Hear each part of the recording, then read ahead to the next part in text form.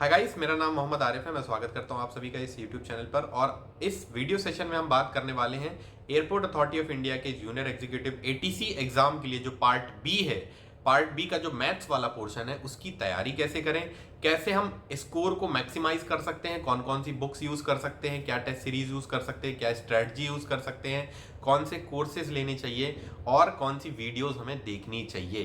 क्योंकि non technical portion तो सबको लगभग आता है, क्योंकि वो सीजीएल के भी पोर्शन में है ना, बैंकिंग के भी पोर्शन में आता है, सिलेबस में आता है। लेकिन टेक्निकल पोर्शन की तैयारी करना थोड़ा सा डिफिकल्ट होता है, इसलिए टेक्निकल पोर्शन की तैयारी करते समय बहुत सावधानी से काम करना चाहिए। टाइम बहुत कम है, टाइम को कैसे मैनेज करना है और टाइम किस इतने कम टाइम में कैसे अपनी तैयारी को अच्छे से कर सकते हैं, इस सारी चीजों के बारे में हम इस वीडियो में बात करने वाले हैं। तो वीडियो को पूरा आखिरी तक देखना।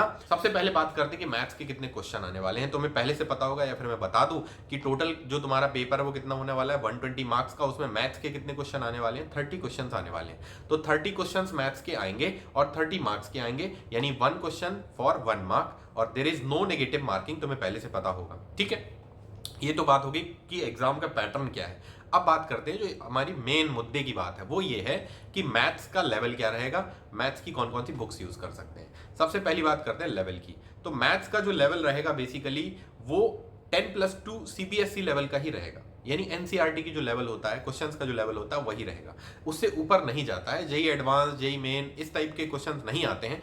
बहुत रेयरली ऐसा होता है कि 2-4 क्वेश्चन 30 में से तुम्हें ऐसे मिल जाएं जो जेई मेंस लेवल के हों, वरना तो ऐसा नहीं होता है। और ज्यादातर क्वेश्चंस जो तुम्हें मिलेंगे वो एनसीईआरटी लेवल के मिलेंगे। और कई बार तो मैंने पिछले एग्जाम्स में ऐसा भी देखा है कि डायरेक्ट एनसीईआरटी बुक से क्वेश्चन उठाया हुआ है। ठीक है, तो लेवल तुम्हें बिल्कुल ध्यान रखना है कि एनसीईआरटी लेवल है, इससे ऊपर नहीं जाना है। बहुत हाई एंड तैयारी मत कर लेना कि जेई मेन की तैयारी करना शुरू कर दी, जेई एडवांस की तैयारी शुरू करना कर दी। तो 2 महीने का टाइम है, जेई एडवांस की तैयारी करते रह जाओगे तो जेई एडवांस एग्जाम ही निकलेगा, एटीसी एग्जाम नहीं निकलेगा, है ना, इतने कम समय में। तो तुम्हें टाइम बचाना भी है और अपने टाइम को सही से यूटिलाइज भी करना है। ठीक है, तो ये तो बात हो गई लेवल की।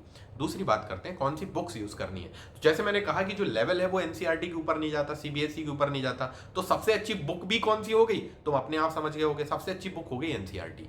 एनसीईआरटी की बुक को अच्छे से फॉलो करना है। अगर तुम्हें लगता है कि एनसीईआरटी की बुक के क्वेश्चंस तुमसे हो जा रहे हैं, एनसीईआरटी की बुक तुमसे हो जाती है, तो तुम्हें और भी बुक्स मैं बता दे रहा हूं, है ना। आरडी शर्मा की बुक आती है मैथ्स की और आरएस अग्रवाल की बुक आती है मैथ्स की। ये 2 बुक भी तुम देख सकते हो, जो तुम्हें अच्छी लगे वो उनमें से यूज कर लेना। एनसीईआरटी, आरडी शर्मा और आरएस अग्रवाल, तीनों में से कोई भी बुक यूज कर लेना। लेकिन मेरा रिकमेंडेशन यही है कि सबसे पहले एनसीईआरटी की बुक यूज करना है। लगे कि समझ में नहीं आ रही है एनसीईआरटी की बुक, या फिर ये लगे कि एनसीईआरटी की बुक मैंने कर ली है, तभी बाकी 2 जो बुक बताई उन पे जाना, वरना कोई जरूरत नहीं है। ठीक है, तो ये बात होगी बुक की। तीसरी बात करते हैं कोर्सेज की, कि कौन कौन से कोर्सेज हैं जो अवेलेबल हैं ऑनलाइन, जो तुम्हें यूज करने चाहिए। तो ऐसा कोई भी कोर्स नहीं है जो बहुत अच्छा हो, जो तुम्हें 2 महीने में एटीसी की मैथ को प्रिपेयर करा दे। तुम खुद ही कर सकते हो, क्योंकि टाइम बचाना है तुम्हें। और कोई भी कोर्स इतना सारा टाइम बचा के तुम्हें तैयारी नहीं करवा पाएगा, क्योंकि सिलेबस बहुत वास्ट होता है। तुम खुद सोच के देखो, 11th और 12th 2 साल में पढ़ते हैं बच्चे, है ना। तुमने भी तो 2 साल में पढ़ी है। तुम्हें क्या लगता है कि 2 महीने में कोई पढ़ा देगा और तुमको हीरो बना देगा? ऐसा नहीं होता है। तुम्हें ऑलरेडी थोड़ी बहुत नॉलेज तो है ही ना, बेसिक्स अच्छे हैं, तो खुद से तैयारी कर सकते हो। और उसके लिए मैं बुक्स और सारी चीजें बता ही रहा हूं। ठीक है, तो कोई भी कोर्स फॉलो नहीं करना है। तो अगर मान लो कि तुम्हें लगता है कि कोई चैप्टर तुम्हारा वीक है और कोई एजुकेटर से तुम्हें पढ़ने की जरूरत है, कोई वीडियो देखने की जरूरत है, तो उसके लिए मैं क्या कर रहा हूं कि यूट्यूब के अपने जो वीडियो का हमारा डिस्क्रिप्शन बॉक्स है, अभी इसी वीडियो के डिस्क्रिप्शन बॉक्स में मैं कुछ लिंक्स डाल दे रहा हूं, प्लेलिस्ट की लिंक्स डाल दे रहा हूं या वीडियोस के लिंक डाल दे रहा हूं। उन एजुकेटर से तुम पढ़ सकते हो यूट्यूब पे फ्री ही। तो जो भी चैप्टर तुम्हें वीक लगे वो टॉपिक डालो और पढ़ लो। ठीक है, तो इसके लिए कोर्स करने की जरूरत है नहीं। तो इसके बाद बात करते हैं इंपॉर्टेंट टॉपिक्स की। अगर मैं बात करूं मैथ्स के इंपॉर्टेंट टॉपिक्स की जो पिछले एग्जाम्स में पूछे गए हैं, ज्यादातर जो आए हैं उनमें से सेट, रिलेशन एंड फंक्शन हो गया तुम्हारा। ठीक है, उसके अलावा तुम्हारा ट्रिग्नोमेट्री हो गया, लीनियर एल्जेब्रा हो गया, 3D ज्योमेट्री हो गया, वेक्टर्स हो गया, कॉम्प्लेक्स नंबर हो गया, प्रोबेबिलिटी हो गया, लिमिट्स एंड कंटिन्यूटी हो गया, स्ट्रेट लाइंस, और उसके अलावा कैलकुलस। ये जो चैप्टर्स हैं ये काफी इंपॉर्टेंट है। तो इन चैप्टर्स पे तुम ज्यादा फोकस कर सकते हो और बाकी चैप्टर पे थोड़ा सा कम फोकस कर सकते हो। एक और चीज मैं इंपॉर्टेंट बता दूं कि पिछले कुछ एग्जाम्स में देखा गया है कि 12th के क्वेश्चन ज्यादा आ रहे थे, 11th के कम आ रहे थे। लेकिन ऐसा जरूरी नहीं कि इस बार भी ऐसा हो। तो ऐसा मान के मत चलना। बहुत सारे लोग कह रहे थे मुझसे, मुझे इंस्टाग्राम पे भी मैसेज किया बहुत सारे लोगों ने कि सर 12th के क्वेश्चन ज्यादा आ रहे हैं, तो क्या मैं सिर्फ 12th की तैयारी कर लूं? तो भाई ऐसा मत करना। हो सकता है इस बार 11th के ज्यादा आ जाए, हो सकता है दोनों बराबर आ जाए, तो ये रिस्क मत लेना। लेकिन हाँ, ऐसा जरूर कर सकते हो कि 12th पे ज्यादा फोकस कर लो और 11th के चैप्टर्स पे कम फोकस कर लो। तो ये काम तुम कर सकते हो, अपने हिसाब से देख लेना इसको। उसके अलावा मैं बात करूं कि अब 2 महीने जो बचे हैं, लगभग 2 महीने या उससे कम का ही समय बचा है एग्जाम के लिए, तो 2 महीने की तैयारी कैसे करें, किस तरीके से आगे लेके जाएं। तो सबसे पहला काम तो तुम्हें ये करना है, चैप्टर वाइज डेली एक चैप्टर पढ़ना ही पढ़ना है। कितना भी टाइम लग जाए, एक चैप्टर डेली पढ़ना ही पढ़ना है। उसके क्वेश्चन सॉल्व करने हैं, उसके बारे में सारी चीजें, शॉर्ट नोट्स बनाने हैं, ताकि वो शॉर्ट नोट्स तुम्हारे एग्जाम में काम आ सके। ठीक है, एक काम तो ये हो गया। दूसरा काम, वीकली पूरी मैथ का एक कंबाइंड टेस्ट देना है। टेस्ट कैसे देना है, जो भी प्रीवियस ईयर एग्जाम हुए हैं, जो भी अभी 2022 में 2023 में एटीसी के एग्जाम्स हुए हैं, उन एग्जाम्स के जो क्वेश्चंस हैं उनको सॉल्व करना है। कंप्लीट मैथ, ऐसा नहीं कि मैंने 3 चैप्टर का पढ़ा है, अभी मैं 3 का ही दूंगा यार, उससे ज्यादा का नहीं दूंगा। बहुत सारे लोग ऐसा ही करते हैं, ऐसा मत करना।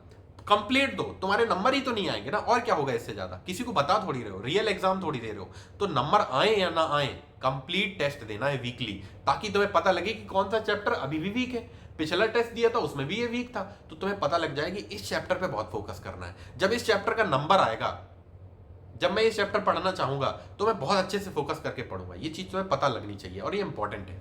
ठीक है, तो दूसरा काम तो ये हो गया कि वीकली टेस्ट देना है, अपने वीक चैप्टर्स को फाइंड करना है। तीसरा काम और करना है, क्वेश्चन की प्रैक्टिस। अगर मान लो कि तुम्हारे पास टाइम बचता है, तुमने एनसीईआरटी पढ़ ली, एनसीईआरटी के क्वेश्चंस भी कर लिए, तुम और क्वेश्चंस देना चाहते हो, एमसीक्यू क्वेश्चंस करना चाहते हो, तो मैं तुम्हें बुक बता देता हूं, बुक से दे सकते हो। एनसीईआरटी, एक तो एनसीईआरटी एग्जाम्पलर आती है, एग्जाम्पलर के क्वेश्चंस कर सकते हो एमसीक्यू सॉल्व। उसके अलावा तुम सॉल्व कर सकते हो एररलेस की एक बुक आती है ना, एररलेस पब्लिकेशन है बुक, यूनिवर्सल सेल्फ स्कोरर करके बुक आती है, वो तुम देख सकते हो, ऑनलाइन मिल जाएगी या ऑफलाइन कहीं से भी मंगा लेना। अगर तुम्हारे किसी छोटे भाई बहन के पास हो उससे ले लेना।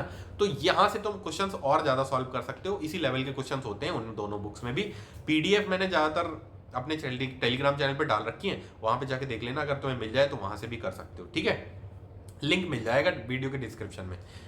तो ये तुम्हारी बात हो गई। और इसके अलावा तुम्हें रिवीजन लगातार करते रहना। रिवीजन अगर नहीं करोगे तो रिवीजन में क्या होगा कि पीछे की चीजें भूलते जाओगे और आगे की चीजें पढ़ते जाओगे। तो रिवीजन भी लगातार करना है। तो ये सारी बातें हो गई कि बुक्स कौन सी पढ़नी है, लेवल क्या होगा, कोर्सेज क्या होंगे, है ना, सारी चीजें मैंने बता दी। अगर अभी भी कोई डाउट है तो वीडियो को कमेंट बॉक्स में पूछ लेना, मैं कोशिश करूंगा तुम्हें रिप्लाई कर दूं।